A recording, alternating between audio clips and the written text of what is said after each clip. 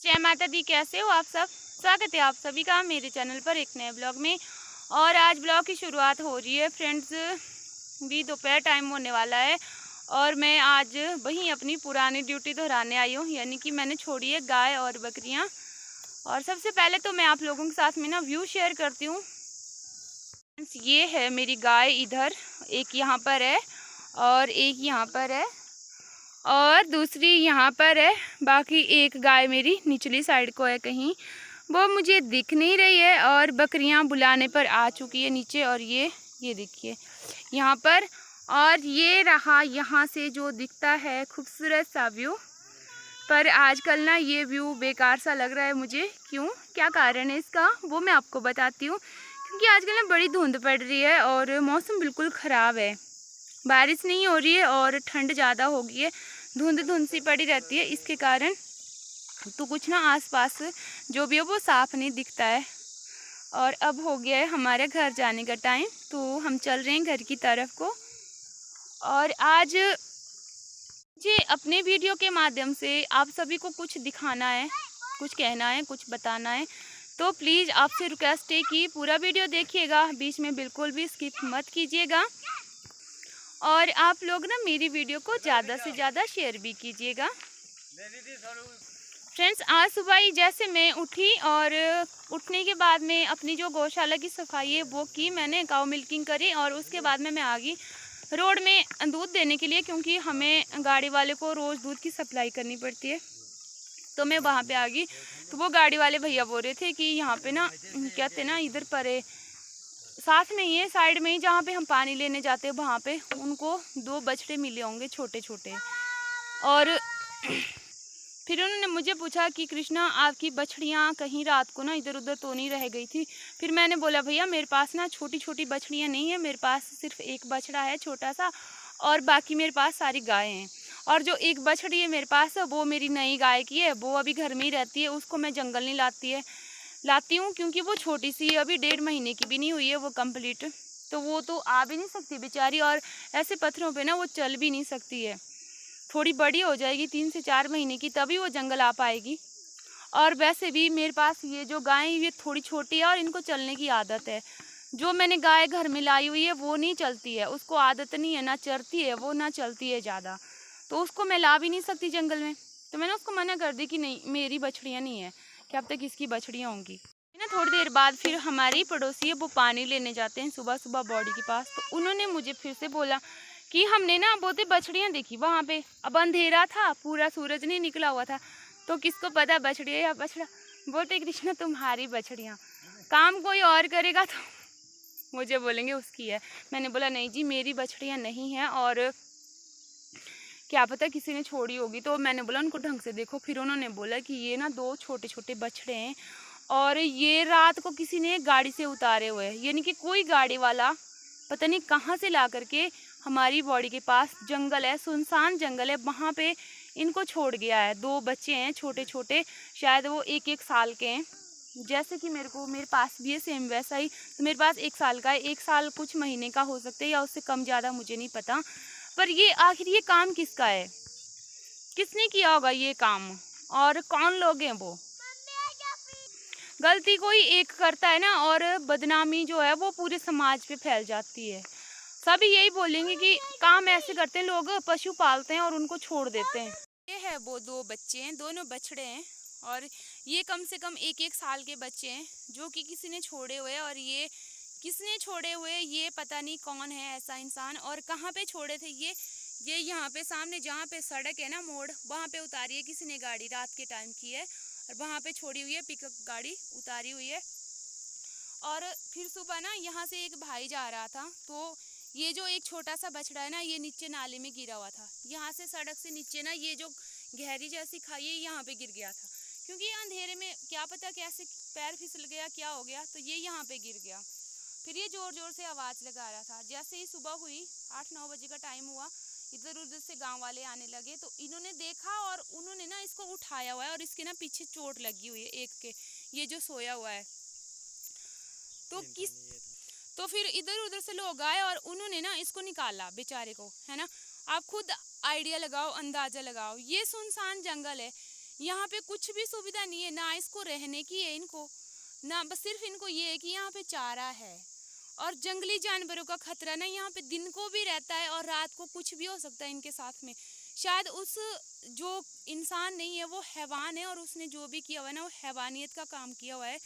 तो उसको ये पता नहीं लगा, जब वो छोड़ रहा था उसने गाड़ी उतारी कि मैं यहाँ कहाँ छोड़ रहा हूँ इनको। उसने एक पल ये नहीं सोचा घर में जाकर के कि मेरे भी घर में बच्चे हैं, अगर मेरे बच्चे मुझसे दूर कर दिए जाएं तो कैसा लगेगा। ये भी तो किसी के बच्चे हैं, चाहे ये देखिए ये दोनों हैं और दोनों बच्चे हैं, दोनों एक जैसे रंग के हैं।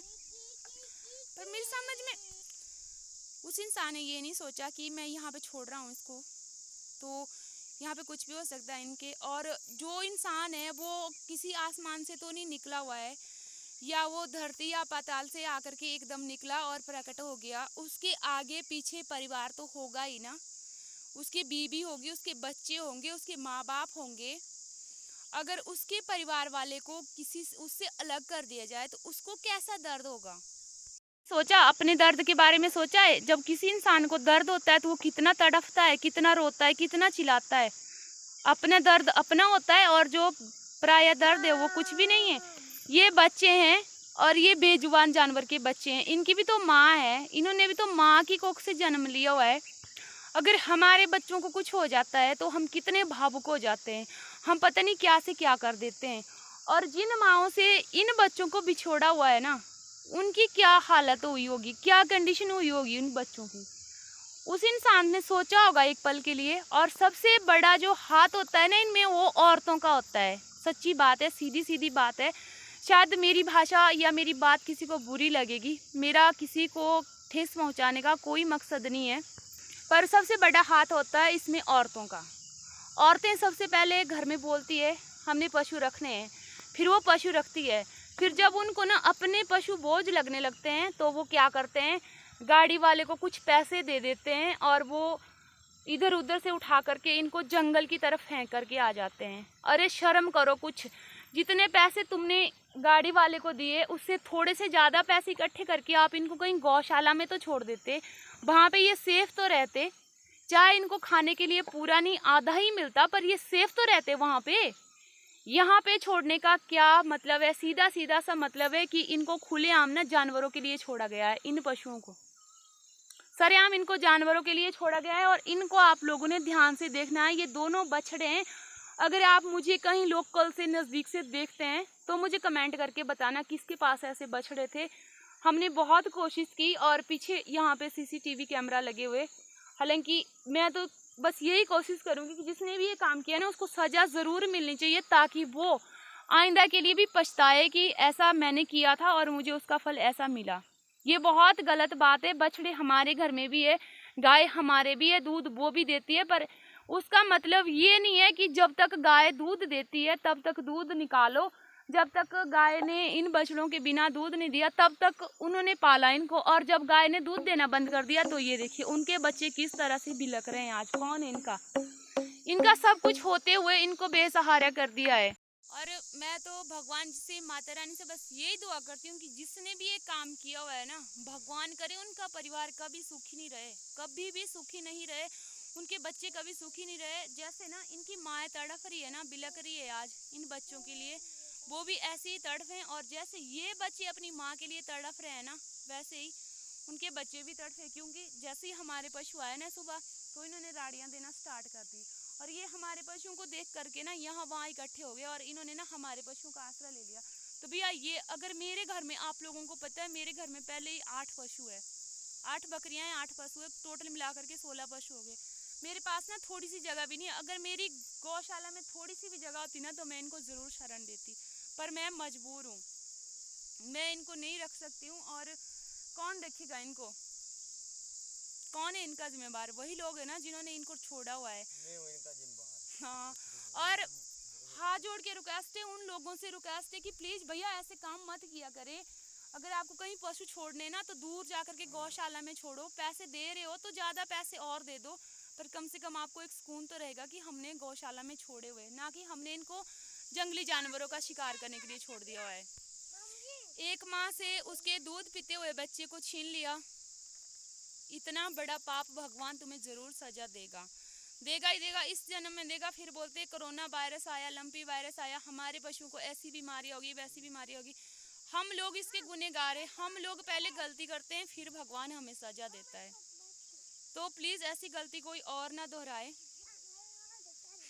मैं अपनी जान दे देती हूँ, पर मैं अपने पशुओं को ना कभी इधर उधर नहीं छोड़ती हूँ। भगवान जानता है, इन पशुओं के पीछे ना मैं पशु बनी रहती हूँ, चाहे मेरे से ना घास हो चाहे नहीं हो, चाहे जैसे मर्जी है, पर वो अपने घर में, अपना घर अपना होता है। और नहीं तो फिर ऐसे देखो, तो इतने शरीफ है ना, यहाँ पे वंशु है और ये दूसरा इनको ऐसे खिलाने की। और मुझे बोल रहा था कि ना मैं इनको घर ले जाऊँगा, वंशु बोल रहा था मम्मा ये छोटे छोटे बच्चों है और हम इनको घर ले जाएंगे। पर घर हम इनको कैसे ले जाएंगे भैया? हमारे घर में हमारे पशुओं लायक जगह है, जो थोड़ी बहुत जगह थी, ऊपर से फिर मैंने गाय लाई है, मैं तो कुछ नहीं कर सकती। और कोई ऐसी गलती ना करे, और भगवान करे ना ऐसी गलती कभी हमसे जाने अनजाने में हो भी ना, क्योंकि इस गलती की सज़ा ना हमें इसी जन्म में मिलती है। भगवान ज़रूर हमें सज़ा देता है। माफ़ कीजिएगा किसी को मेरी भाषा का बुरा लगा हो, क्योंकि मेरे जो मन में था ना वो मैंने बोल दिया। मुझे बहुत दुख हुआ इनको देख करके, बहुत दुख हो रहा है, इस टाइम भी बहुत पीड़ा हो रही है, पर मैं बहुत ज़्यादा मजबूर हूँ, मैं कुछ नहीं कर सकती।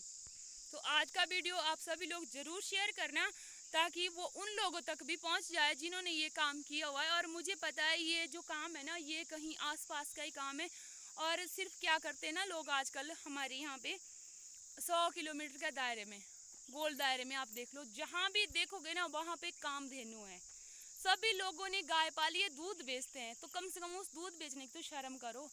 इतना तो इनकी माँ ने कमा ही लिया होगा कि इन बछड़ों को पाल सको आप आराम से। पर नहीं, आपसे नहीं पाले जाएंगे ना। क्यों नहीं पाले जाएंगे? क्योंकि अभी ये काम की तो है नहीं किसी काम के, तो आप क्यों पालोगे? बिना मतलब कि आप क्यों किसी को पालोगे? अरे इतने स्वार्थी क्यों होते हो यार? ना आपके कर्मों के जो जितने भी फल है ना, सबकी सजा देगा भगवान आपको। पर क्यों आप मजबूर करते? और यहाँ से ना जो भी इंसान जाएगा ना, उसको नहीं दिखेगा कि ये छोड़े हुए किसी के, वो क्या करेगा? वो शाबाशी देगा आप लोगों को? नहीं देगा, वो गालियाँ देगा, पता नहीं किस किस की बद्दुआ लगेगी आपके परिवार को। क्यों ऐसा काम किया आप लोगों ने? क्यों इनको यहाँ पे सुनसान जंगल में छोड़ दिया? छोड़ना ही होता ना तो कहीं गौशाला में जाकर के छोड़ते। अगर आप इतने ही लाचार हो गए थे तो जाना था गौशाला में, छोड़ के आना था। तो प्लीज़ फ्रेंड्स ज़रूर वीडियो को शेयर कीजिएगा। बोलने के लिए कि कोई भी शब्द नहीं बचा है, क्योंकि दिल को आज ना बहुत ठेस पहुँची है, बहुत ज़्यादा दुख लगा है। नेक्स्ट वीडियो में मिलेंगे, तब तक के लिए जय माता दी आप सभी लोगों को।